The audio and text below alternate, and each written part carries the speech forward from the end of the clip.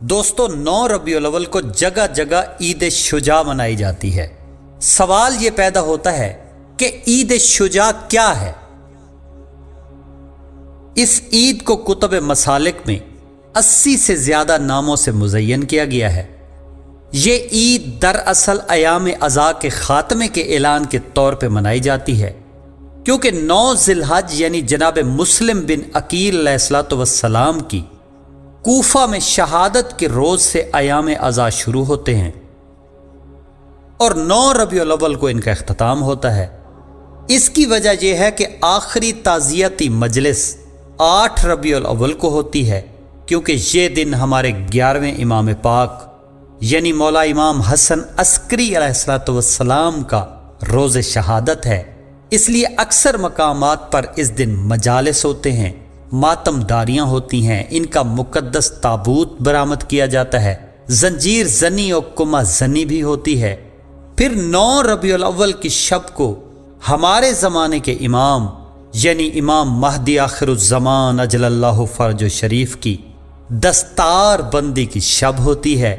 کیونکہ اس دن منصب امامت انہیں منتقل ہوا تھا۔ یہ منصب امامت تو انہیں دن ہی کو منتقل ہو گیا تھا، مگر اس دن ان کے گھر اطہر میں بابا پاک علیہ السلام کے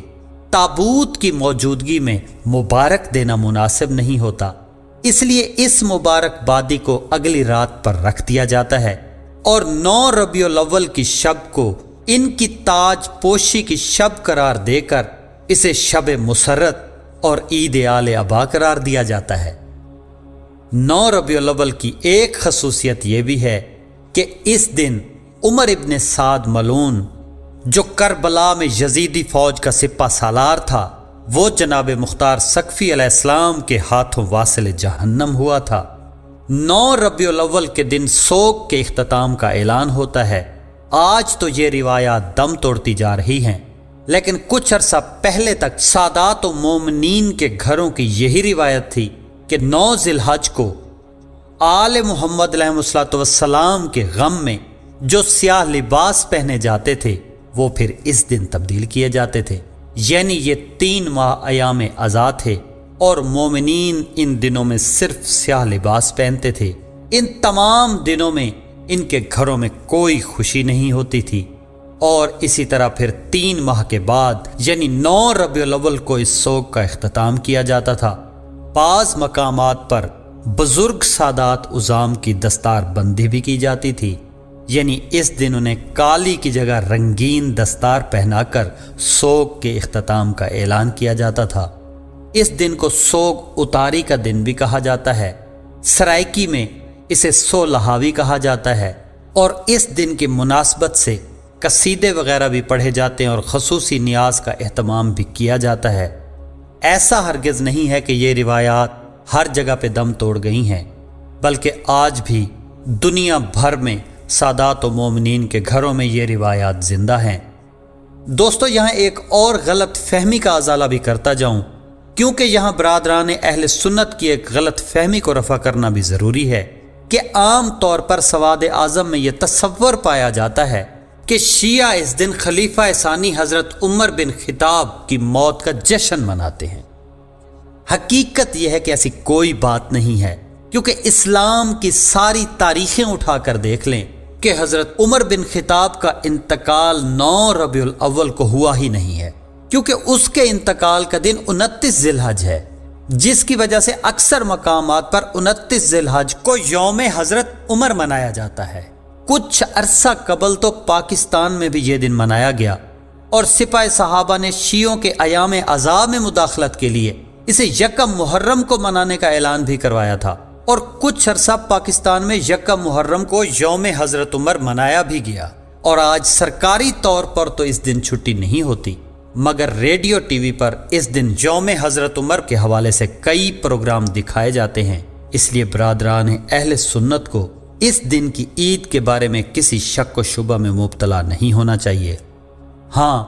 اس اشتباہ کی ایک وجہ ہماری سمجھ میں بھی آتی ہے کہ اس دن شیعہ حضرات عمر ابن سعد ملعون جو کہ کربلا معلی میں یزیدی فوج کا سپہ سالار تھا، اس ملعون کا پتلا بناتے ہیں اور جس طرح جناب مختار سقفی علیہ السلام نے اس ملعون کی لاش جلائی تھی، اسی طرح بعض مقامات پر آج بھی اس کا پتلا جلایا جاتا ہے اور اس پر نعرے بھی لگائے جاتے ہیں، جس میں شاید مر گیا جزوی روز انتقام اب کلی روز انتقام میں تبدیل ہو، شہنشاہ زمانہ اجل اللہ فرج و شریف کا ظہور ہو، حقیقی منتقم آل محمد علیہ الصلوۃ والسلام آ کر کربلا میں ہونے والے ایک ایک ظلم کا انتقام لیں، اولین و آخرین کے مظلومین کا انتقام لیں، پاک گھر کو دوبارہ اس جہان میں آباد کریں، یہ پاک گھر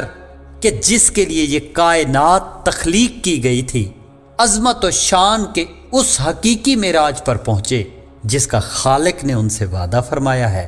مومنین و منتظرین جو صدیوں سے سوگوار ہیں، ان کا یہ سوگ اب ہمیشہ ہمیشہ کے لیے ختم ہو اور ابدی خوشیوں کی ابتدا ہو۔ ملکہ عالمین مادر حسنین کریمین صلوات اللہ علیہا، جو کہ اس پورے پاک گھر کی مالک ہیں، ان کا جگر ٹھنڈا ہو۔ سب مل کر دعا کریں، یا رب تو منتقم دی حکومت ہونے دکھا، ای پاک سین دا گھنے آکے اخوں بہا، بدلے گھنے تمامی وسے گھر ای سین دا، آوے حسن دا لال تے صدمے بھلن ولا، جا پھر دے پاک والدہ دنیا تے راج ہو،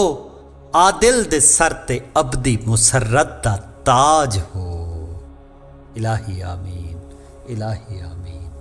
الہی آمین۔